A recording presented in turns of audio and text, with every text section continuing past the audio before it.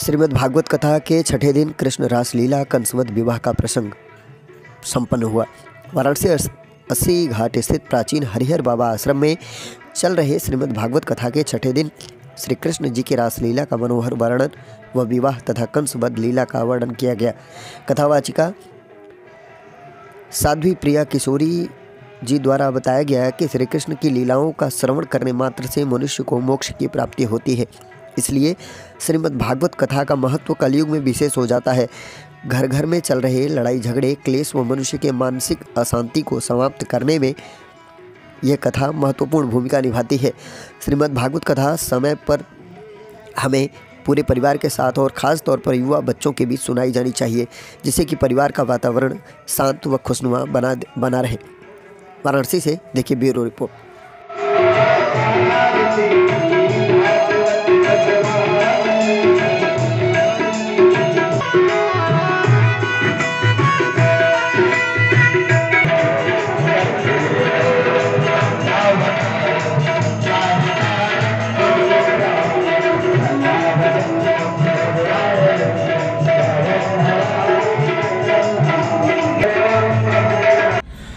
माँ जी, विवाह का प्रसंग है, क्या कहना चाहती हैं इस अवसर पर? विवाह हो, देखिए, इसीलिए रास विवाह हो कृष्ण जी का हम लोग दिखाता है। कोई अपना मन से शादी मत करो जी। जो अपना मन से करता है उसको भुगतना पड़ता है। माँ बाप जो आशीर्वाद से, देखिए कृष्ण जी का माँ बाप स्वयं शादी कराए। इसीलिए हम कहना चाहता है, माँ बाप का आदेश से माँ बाप जो भी दे उसको शादी करिए। उससे प्रेम बना रहेगा, अटूट और प्यार रहेगा, और आगे भी प्यार प्रेम सब कुछ रहेगा, आशीर्वाद रहेगा। कुछ आशीर्वाद बिना कोई मत शादी मत करो। सनातन धर्म का यही धर्म है कि अपना मन से शादी कर लिया, 2 दिन बाद झगड़ा लड़ाई डिवोर्स ये सब आ जाता है सामने। ये सब ना करें। इसीलिए हम लोग शादी राज एक प्रेम का है। प्रेम का कृष्ण जी दिखाया, जो प्रेम का स्वरूप कैसा होता है।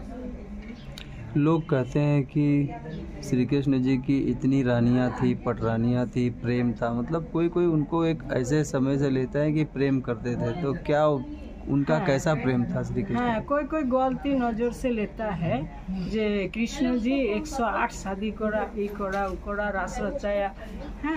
लेकिन ये जो भक्ति का आँख में देखेगा, इससे एक भक्त भगवान का मिलन है। हैं, कोई आजकल जो कली युग में एक विवाह का बाद जो 2 विवाह करता है वो ज़्यादा परेशान होता है। क्यों ना? वो भगवान नहीं है।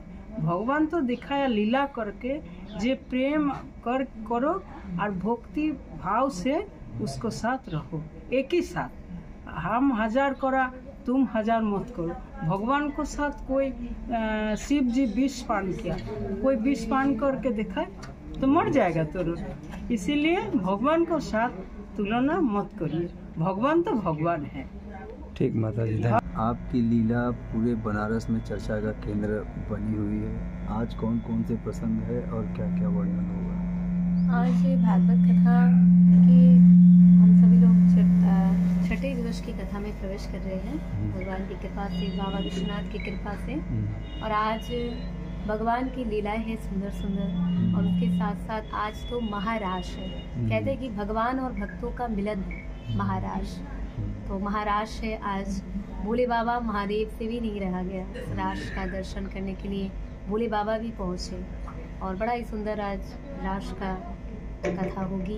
और उसके बाद आज कंस का वध भी होगा, क्यों कहते हैं ना कि जब पाप बढ़ जाता है बहुत ज़्यादा तो भगवान आते हैं, उद्धार करते हैं। आज भगवान कन्हैया आती है और कंस का उद्धार करेंगी, और भगवान द्वारिका देश में बसेंगे, और वहाँ भगवान का बड़ी धूमधाम से विवाह मनाया जाएगा।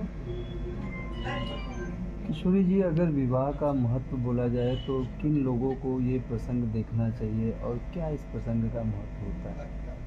जैसे अगर किसी से कहा जाए कि भगवान कन्हैया का कितना विवाह हुआ, तो सब कहते हैं कि अरे भगवान ने तो 16,108 विवाह किया है। सब कहते हैं हम तो एक ही से परेशान हैं। भगवान कन्हैया पता नहीं कैसे 16,108 विवाह किए हैं। पता नहीं भगवान कन्हैया कैसे है, ये है वो है, पर ऐसा नहीं है। भगवान का विवाह तो 8 विवाह का वर्णन है, बड़ा विस्तार से बताया गया है, और 16,100 विवाह का ऐसा बताया गया है। सुखदेव महाराज जी बताते हैं कि एक राक्षस था जिसने सभी राजकुमारियों को अपनी बंदी बना लिया था। तो भगवान कन्हैया सबको मुक्त दिलवाते हैं, तो सभी गोपी कहते नहीं, बहुत समय हो गया, अब हम सब घर पे नहीं लौट सकते हैं।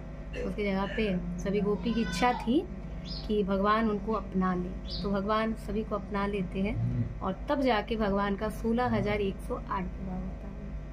भगवान तो परमात्मा है, परमेश्वर है, हम सब तो मनुष्य हैं, भगवान तो साक्षात भगवान ही है। क्या कहना चाहेंगी अपने कथा के प्रेमियों के लिए, रसिकों के लिए? देखिए, 1108 श्री रवि बाबा जी की पुण्यतिथि के उपलक्ष्य में श्रीमद् भागवत कथा का 6ठे दिवस की कथा में हम सभी लोग प्रवेश कर रहे हैं बड़ी भाव के साथ। और आज रास भी है, तो बड़ा आनंद आने वाला है। भगवान का विवाह भी है, तो बाराती बनकर सब आए हैं, पगड़ी लगाकर कुछ भक्त लोग आ रहे हैं, तो बड़ा ही आयोजन किया गया है धूमधाम से। और रास का बड़ा महत्व होता है। कहते हैं ना कि रास कब हम प्रवेश कर सकते हैं, जब हमारे मन में भगवान के लिए भक्ति हो, प्रेम हो, तभी भगवान कहते हैं कि तभी वो रास में प्रवेश कर सकता है। कुछ लोग कहते हैं कि नहीं, रास भगवान तो देखो कैसे रास रचा रहे हैं, कैसे गोपियों के साथ नृत्य कर रहे हैं, ये कर रहे हैं, वो कर रहे हैं, पर ये भगवान और भक्तों का मिलन है। इसे सबसे कहना है कि देखिए, इसे गलत नज़र से ना देखें। ठीक।